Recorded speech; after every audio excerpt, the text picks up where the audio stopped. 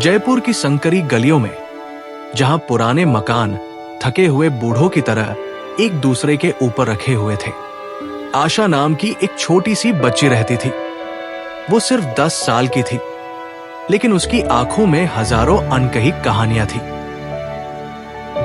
उसका परिवार गरीब था, उसके पिता रिक्शा चलाते थे, माँ एक बड़े घर में बर्तन धोती थी। फिर भी आशा बर्तनों की अपनी दुनिया से कहीं बड़ी चीज का सपना देखती थी। उसका दिल गाने के लिए तरसता था। जब भी वो स्कूल जाता, गाने गुनगुनाता। बिजली के तारों पर मंडराते पक्षी रुककर सुनते, मानो उसकी आवाज में जादू हो। लेकिन उसका परिवार संगीत की शिक्षा का खर्च वहन नहीं कर सकता था। फिर भी आशा की दादी ने उससे फुसफुसाते हुए कहा, बेटा, सपने मुफ्त होते हैं। जिंदगी चाहे कितनी भी मुश्किल क्यों न हो, उनका पीछा करो। ये शब्द उसकी आत्मा में बस गए। आशा बड़ी हुई, लेकिन जिंदगी मुश्किल होती गई। उसके पिता की तबीयत बिगड़ने लगी और जल्द ही आशा को अपनी माँ की मदद के लिए स्कूल छोड़ना पड़ा। हर सुबह वो पानी की बाल्टियां लेकर जाती, आंगन साफ करती और अजनबियों के घरों में बर्तन धोती। वो बर्तन साफ करते हुए धीरे से गाती रहती थी, लेकिन कोई भी ध्यान नहीं देता था सिवाय एक महिला के, श्रीमती कपूर, जो एक सेवानिवृत्त संगीत शिक्षिका थी। एक दोपहर जब आशा की थकी हुई आवाज पूरे आंगन में गूंजी, तो श्रीमती कपूर ठिठक गई। उन्होंने पास आकर धीरे से पूछा, तुम्हें इस तरह गाना किसने सिखाया? आशा शर्मा गई और बोली, कोई नहीं, मैं वही गाती हूं जो मैं महसूस करती हूं। श्रीमती कपूर को उसमें एक अनोखी प्रतिभा नजर आती है। वो चुपके से बिना एक पैसा लिए आशा को पढ़ाना शुरू कर देती है। उनके मार्गदर्शन में आशा की आवाज एक दिव्य आवाज में बदल जाती है, जिसमें दर्द और उम्मीद दोनों एक साथ होते हैं। लेकिन जिंदगी बेरहम थी। उसके पिता की मौत हो गई और उसकी मां ने उससे गाना बंद करने की विनती की। संगीत से हमारा पेट नहीं भरेगा आशा, हमें पैसे चाहिए, संगीत नहीं। आशा की आंखों में आंसू आ गए, लेकिन वो गाना नहीं छोड़ सकती थी। गाना सिर्फ एक सपना नहीं था, ये उसकी जिंदगी थी। उन्होंने मंदिर के समारोह और छोटे मोटे कार्यक्रमों में प्रस्तुति देना शुरू किया और धीरे धीरे लोगों ने उनकी ओर ध्यान देना शुरू कर दिया।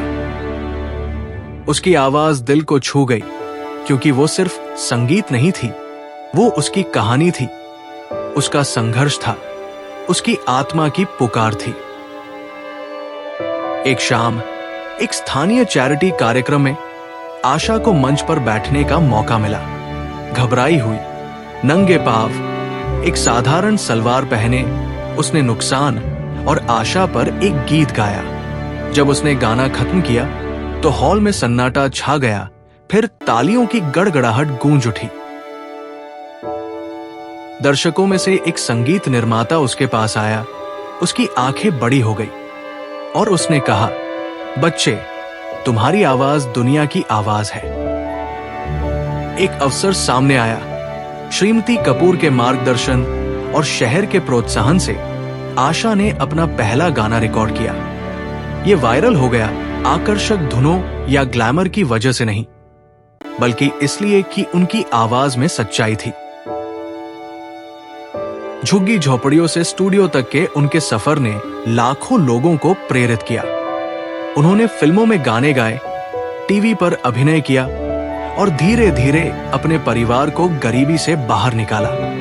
फिर भी उन्होंने अपनी जड़ों को कभी नहीं भुलाया।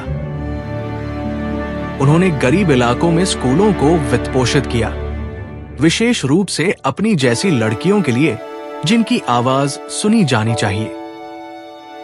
बरसों बाद जब आशा मुंबई के एक विशाल मंच पर खड़ी थी, जगमगाती बत्तियां, उनका नाम पुकारती भीड़, उन्होंने अपनी आंखें बंद कर ली। उन्हें अपने पिता की थकी हुई मुस्कान, अपनी मां के त्याग, अपनी दादी के शब्दों और श्रीमती कपूर के विश्वास की याद आई।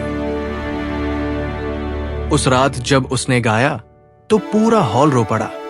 इसलिए नहीं कि स्वर संगीत एकदम सही था, बल्कि इसलिए कि उन्हें जयपुर की उस छोटी बच्ची का एहसास हुआ जो बर्तन धोती थी, बाल्टियां उठाती थी और फिर भी ऐसे गाती थी मानो दुनिया सुन रही हो।